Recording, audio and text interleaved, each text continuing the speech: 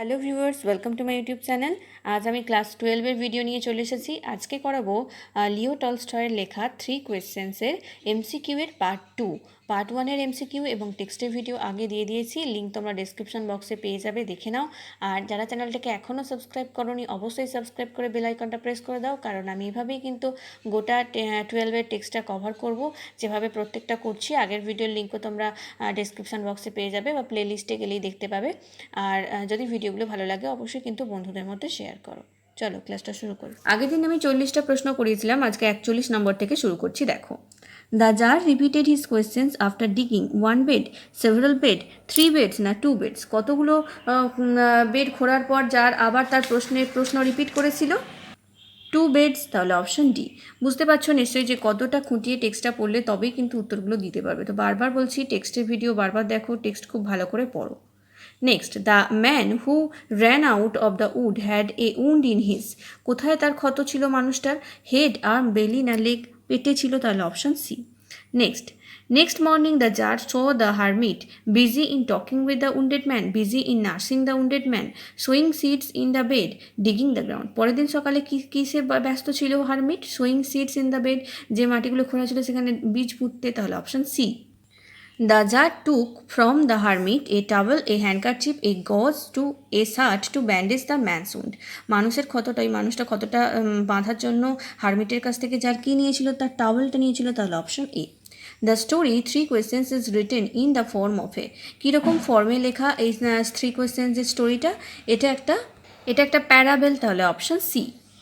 The hermit lived in, hermit কোথায় বাস করতো? জঙ্গল, উড, ফরেস্ট না গার্ডেন? উড, তাহলে অপশন বি। তারপরে দেখো, to answer his 3 questions the czar had invited, যার তার 3টে প্রশ্নের উত্তর জানার জন্য কাদেরকে ইনভাইট করেছিল? Scholars and learned men, priest, soldiers না ডক্টর? স্কলার্স অ্যান্ড লার্নমেনকে, তাহলে option A. The hermit lived in a wood which he never liked, quitted, admired না ডিসলাইক? যেটা সে কখনো ত্যাগ করতো না, তাহলে option B, quitted. The jar helped the hermit by carrying his luggage, digging the ground for him, cleaning the surroundings, milking the cows. Czar কীভাবে হারমিটকে সাহায্য করলো? Digging the ground for him, তার বদলে মাটি খুঁড়ে দিয়ে, তাহলে option B. The plan of the wounded man was to, wounded ম্যানের প্ল্যান কী ছিল? Kill the czar, kill the hermit, forgive the czar, নাকি কিল হিমসেলফ? জারকে হত্যা করা হয়েছিল তার প্রধান প্ল্যান, তাহলে অপশন এ হয়ে যাবে সঠিক উত্তর। When the jar saw the wounded man, he at once, যখনই জার ওই উন্ডেড ম্যানকে দেখলো তখনই কী করলো? took him to the hermit's cottage, sent him to his own physician, bandaged his wounds, left the hermit's cottage. bandage his wound, তার যে ক্ষত সেটাকে bandage করে দিল, তাহলে option C. Next, the czar was unhappy with all answers he receive because, সমস্ত যে উত্তর পেয়েছিল তাতে জার খুশি হয়নি, কারণ they were wrong, they were different and he agreed with none. He answers were same, নাকি অল অফ দ্য অ্যাবাভ? কারণ তাদের অ্যান্সারগুলো সব আলাদা আলাদা ছিল আর যার কোনোটার সাথে এগ্রি হয়নি, তাহলে অপশন বি হয়ে যাবে সঠিক উত্তর। জার রেফার্স টু, জার বলতে কাকে বোঝায়? A prince, an army chief, a Russian ruler, an Indian king. একজন রাশিয়ান রুলারকে জার বলা হয়, তাহলে option C. The tsar once order to kill the bearded mans, ওই যে দাড়িওয়ালা লোকটা তার কাকে হত্যা করার অর্ডার দিয়েছিল জার একদা? ফাদার, ব্রাদার, সিস্টার না ফ্যামিলি? তার ভাইকে, তাহলে অপশন বি হয়ে যাবে সঠিক উত্তর, brother. Next, the jar slept whole night, jar কোথায় সারা রাত ঘুমোলো? Outside the হারমিটস cottage, on the হারমিটস bed, on the floor beside the sleeping wounded man, in the open would? তাহলে on the floor beside the sleeping wounded man, যেখানে ওই বিক্ষত যে মানুষটা ঘুমিয়েছিল তার পাশে মেঝেতে, অপশন সি। এরপরে দেখো, the bearded man came running at night, at noon, at dawn, at dusk. কখন এই দাড়িওয়ালা মানুষটা ছুটে এলো? সন্ধেবেলায়, তাহলে option D, at dusk. When asked someone to drink something to drink, the wounded man was given. যখন wounded ম্যানটা একটু কিছু পান করতে চাইলো তখন তাকে কী পান করতে দেওয়া হলো? Warm milk, brandy, fresh water না হট মিল্ক? তাকে ফ্রেশ ওয়াটার দেওয়া হলো, তাহলে অপশন সি হয়ে যাবে সঠিক উত্তর।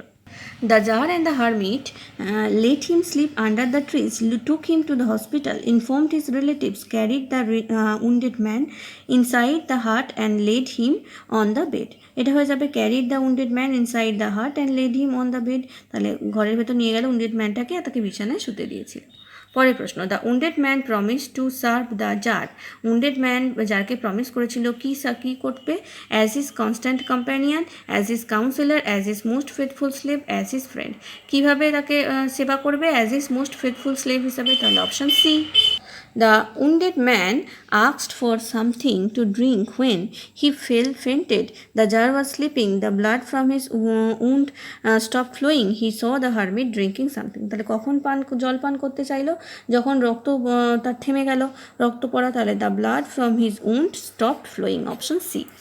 According to the learned men and the jar should have counsel of wise men to know the right person to talk to, have clear idea about the common people, know the way to the hermit's hut, নাকি decide correctly the time for every action. এটা হয়ে যাবে option D, decide correctly the time for every action. এরপর দেখো, counsellors, priests, doctors and the warriors আর the list of common people, the most necessary persons suggested by the learned men, treaters as the learned men said, the persons to accompany the jar to the wood. এটা হয়ে যাবে option B, the most necessary persons suggested by the learned men. Next, the third questions of the czar is related to. 3 নম্বর প্রশ্ন জারের কী নিয়ে related? Important time, important place, important action, না important occupation? Third কোয়েশ্চেনটা ছিল important occupation, তাহলে option D.